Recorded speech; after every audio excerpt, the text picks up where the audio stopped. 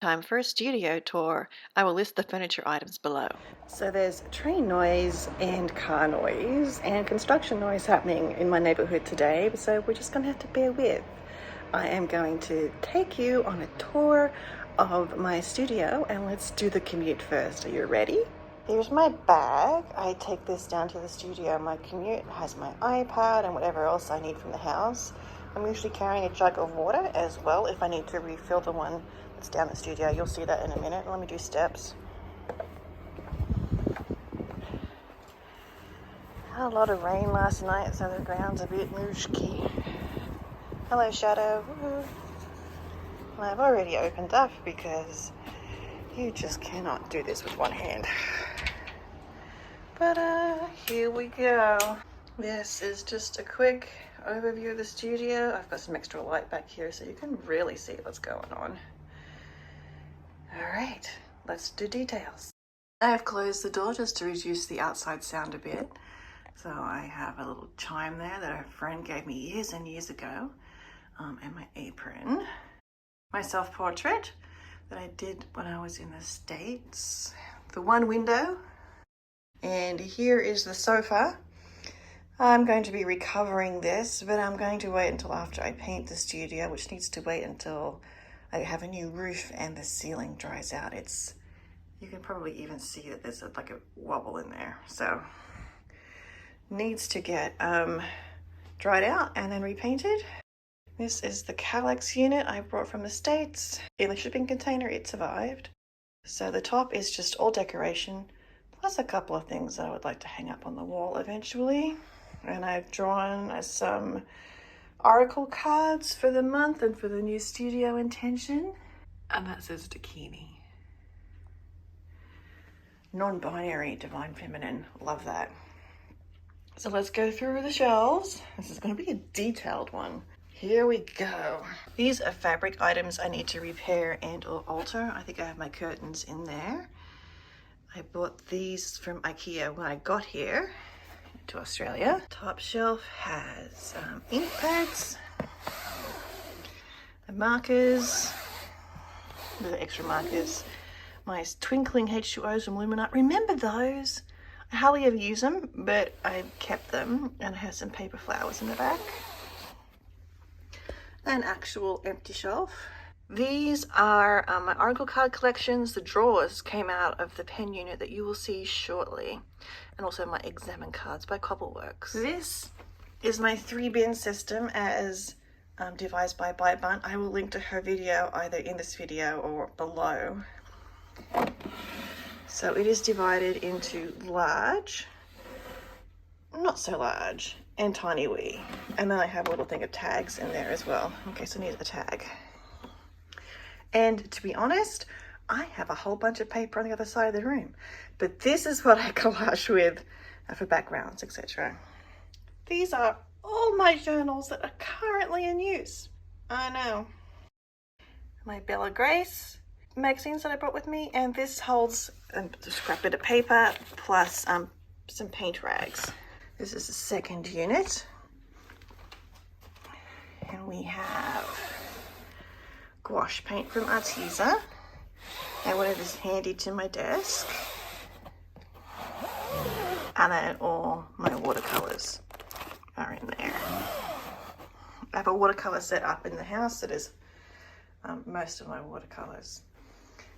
And this beautiful shelf I actually ended up getting along with a plant stand from an artist here in town, and I just love the flowers on it, which admittedly I have mostly covered up, but my labradorite is just gorgeous. Those are all the stones that I actually own, except the ones that are up in the house, and these are the ones I've pulled aside as an intention for the new studio. Moonstone for New Beginnings, kunzite, and Botswana agate, and apatite. And there's my perfume bottle collection and a bell that needs the dowel put in it so it can ring again. And then down here I have some childhood ornaments, and there I'm going to put like a kid's tea set, Toronto tea set. Haven't done that yet. Let's go to the desk. My old studio pencils were in drawers, and now I saw this in a YouTube video, I forget whose, but gosh, isn't that pretty? So I have Jane Davenport paint pens, Neo Color 2s, watercolor pencils, Prismacolors. Yep, here are my pastel pencils. And then I have my Luminance pencils in one place as well, because I don't have many of those. And then some tiny wee tools. And only Neo Color 1 crayon, which is not water soluble. These are. And I have mermaid markers, and look, they're on a mermaid doily with my pillow of fluorite. A lovely gift from a friend that needs to be put up a little better than that, but I will do that once everything's painted. This is a utensil holder, and it holds my utensils, which is the bind it all, some rulers and some scissors. Another little decoration. This pen unit successfully made it to Australia. So I have a colour wheel and a palette up top, some more Caran d'Ache Neo Color 2s, my pencils, which are all different hardnesses and darknesses, and then the pens. I had a lot more pens than this, believe it or not, but I'm rapidly filling that back up. My inks, and I have like some paint and some watercolor ink back there. 2 jars, one for dirty, one for clean when I'm doing watercolor, paint rag, paint brushes, barrier cream so I can at least clean my hands easily, and the mister. Desk to painting area. I have screws on the walls. Let me show you those. Let's see if we do it up close. There, you can see them. I just hang the canvas right onto the wall, which means it's going to get hella messy, but I'm still going to paint this. It's my tripod with my iPad. I often put my iPad on this now to watch stuff on YouTube or glow-ups, various things on video. My Kallax cart. Brought this from the United States as well, but I modified the top while I was here. My glass palette goes there. There's actually nothing underneath there because I know me. I'm never going to look under there. I have matte acrylics, fluid acrylics, high flow acrylics. Most of them are golden. If you come around here, you can see my wee paper artsy collection right here. I have brushes and mark making tools, palette knives and more mark making tools. And then down the bottom is just a little collection for like my corner cutter and palette cleaner and that kind of thing. Paintings up there, they're both in progress. My fabric wall, my easel. This light stand is actually meant for by my desk for extra light in the evening, but this needed extra light so you could see everything. So it is lighting the stage today. So let's do these shelves. Let me just do a quick pan of everything.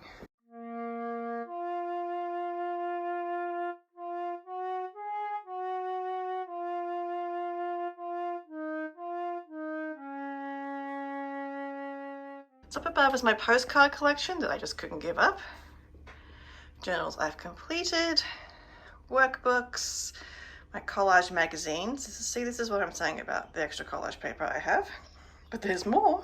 Journals I have yet to use or to make, plus a couple that are in progress. And then we have in the boxes small journals, more completed journals, and reference books. And then here are the larger reference books, including my art reference. The box up there came from IKEA. I'm going to eventually cover it so it's pretty, and it will hold my finished paper pieces. And then I have a large watercolor paper from Arches. So this adjustable shelf. It wasn't easy to put up at all. It's holding just some bookmaking paper and some smaller pieces. There's a lot of empty space here that I may need to get another shelf, but I don't think I will. Maybe I'll hang something from the bar there. And down here you see my shopping basket. I shop my own stuff because all this stuff is like a mile away. Well, not really. It's a ways away from my desk. So I thought this would be the place where I could gather up supplies in this basket and have to make multiple trips. We both know we're going to make multiple trips. So these are completed journals or journals in progress. I have in this cereal box that I need to cover, watercolor paper, pastel paper, and some tracing paper. A great big huge sketchbook journal that I haven't started. an older journal I need to repair. Then I have my giant wet palette, some prints that I have kept that I'll have to figure out how to hang up, and then we go down to the drawers. All my heavy body paints, mostly golden, some Liquitex, some Blick, some Atelier, some Jane Davenport. This is a much emptier drawer, but it has all my open acrylics in one place. Plus these are the thinners to use with them. And open acrylics are kind of like oil paint in how they dry and that kind of thing, and layer. Some So Flat paints and my 2 fluorescent jars of the heavy body paint.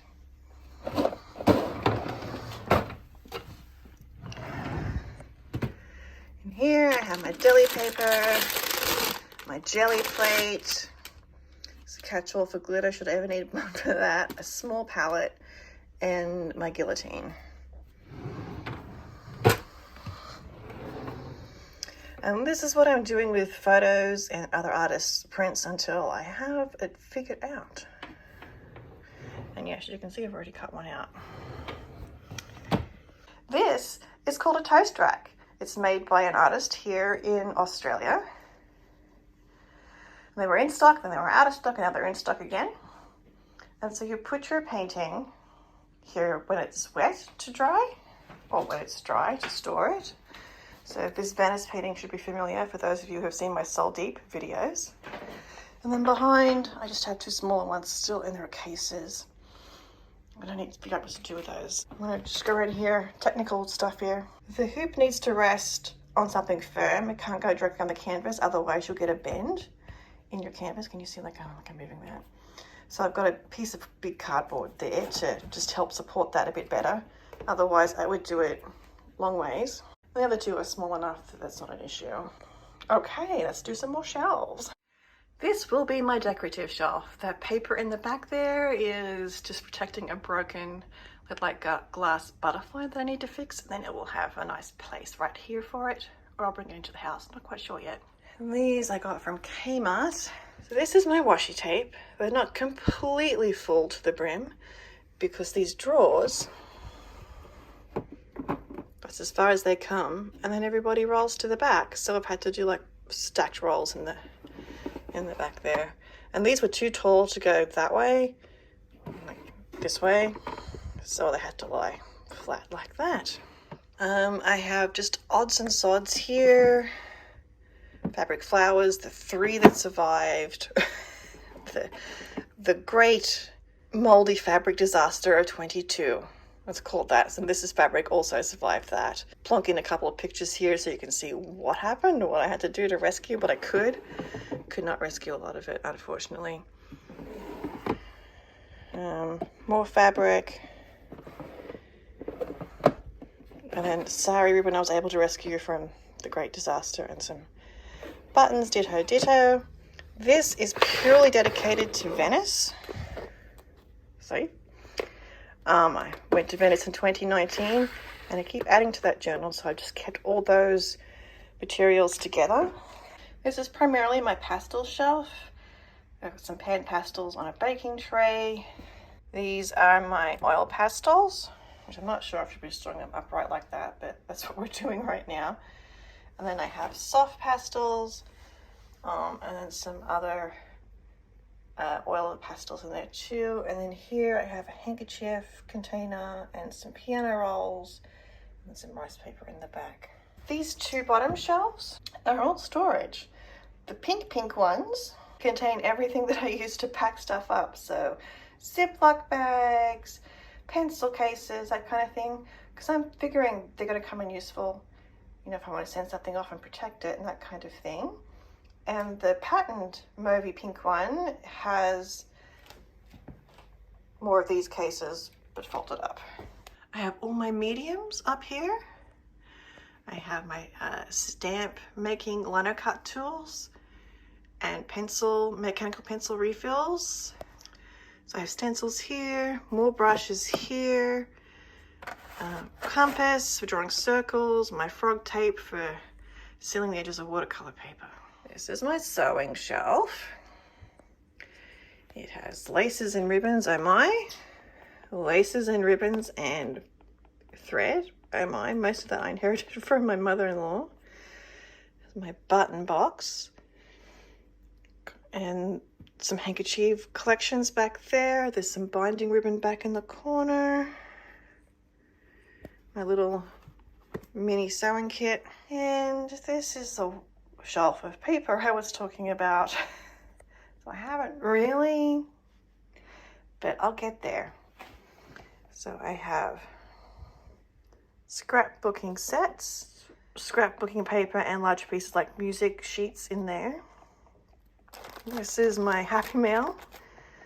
This is for making journals. I think this is also journal making. This is like transparent stuff. Went through a transparent phase and fairly early on in scrapbooking, and I kind of like it. It's good for adding into journals. More scrapbook paper sets, and then this is tissue paper and jelly prints, and this is my sticker collection, which I need to really... Here, the bottom orange lidded thing is for picture hanging, my least favorite thing in the world. Above that is my gilding and icon making material, mainly the brushes and the glue, and the plastic bag above the phone book, which is for bookmaking, holding some cheaper gilding stuff. The Lotus Biscoff bin in the back has all my stamps in it. And then we have the Faber-Castell pens in that dark box. All my napkins, still ripped up in plastic, because did I mention that my roof leaks? So I'm trying to minimize the wilt. Post-it notes. And then this is my journal making, book making stuff. Down here, we have jewelry making. And a box that I thought might be good to keep. And here we have various items like small journals or altar spaces that are in need of decorating. And this is glassine paper. So I used this to wrap all the paintings that did come with me to Australia. And this is what I could salvage from that, and some bubble wrap. And it's just in a big bag right now, which is not happy making because, you know, critters could move in there. This is my wash-up shelf. I'm walking backwards very carefully here. It's called a butcher's shelf when I bought it off Facebook Marketplace. So let's go top to bottom. Top. These are ancestors. I did this in Silver Bella. Gosh, when was that? 2008, 2006? The Silver Bella peeps out there will know. So I have that hanging up there because this metal wall is just... But I initially had this washing station on the other side with the fabric wall, and the fabric was getting splashed. No bueno. So the metal can get splashed instead. There's a little thing to dry my brushes on, some empty shelf space, a cleaning Windex, and then this is how I clean up my brushes. Let me see if I can do this. So the soap in my op shop little thing there, isn't that pretty? Is how I wash my hands at the end of the session. I have my jar of water. I got that cheap. This is another op shop find, my beautiful glass bowl, and you can see it has a yellow ring in it already. First batch of painting. And then this is the brush cleaner. So the brushes get wetted, cleaner, rinsed, and then repeat, rinse, repeat. And then I have some painting rags in here to dry them off a bit to make sure that they are really clean. And then they go up there to dry. In this case, they go up there until I decide to put them away because it's been a few weeks. So as you saw, I have a cleaning rag and some painting rags there. I have, in here, I have some incense. And then these clips, I'm going to use these for the vintage photos on a wall somewhere once I've painted. The grey box is my, not ashamed to say it, props for Instagram reels. And the wooden box is the easel that I will use for my pastels so that they're up at an angle and the pastel dust will all drop down. But what do I do with all that paint water? Well, I don't toss it down the sink. It's mainly acrylic paint because I don't like oils. So what I do is I take it outside. So it was quite noisy and windy outside, lots of wind noise in my microphone. So I'm just going to voice over this. When I dispose of my acrylic water, my paint water, it goes into this system. I have a bucket at the bottom and then a pot plant container shoved into that. And on top of that is wrapped this pantyhose. As you can see, there's some yellow drips there already. So I pour the painted water into the pantyhose. It strains out the acrylic solids and just leaves water at the bottom. It's usually colored water because it's not that fine of a sieve, and that protects the sewage system. And that, my friends, concludes our tour. Let me know if you have any questions about anything here. I'm happy to answer them in the comments below. Or if you need more details on something, ditto, ditto. Thank you for watching, and I will be back again once I have painted this place, so we'll have another quick whooshy reveal. If you want to dive into some more Soul Deep experiences, you can go see them over on my website, www.soul-deep.net, and you can check those out there. They're all free, so just set aside 15-20 minutes to just really sink into the whole process that's happening in the video. I think it's quite bite-sized. Or you can subscribe here on YouTube and just click the bell for notifications. Thank you for watching.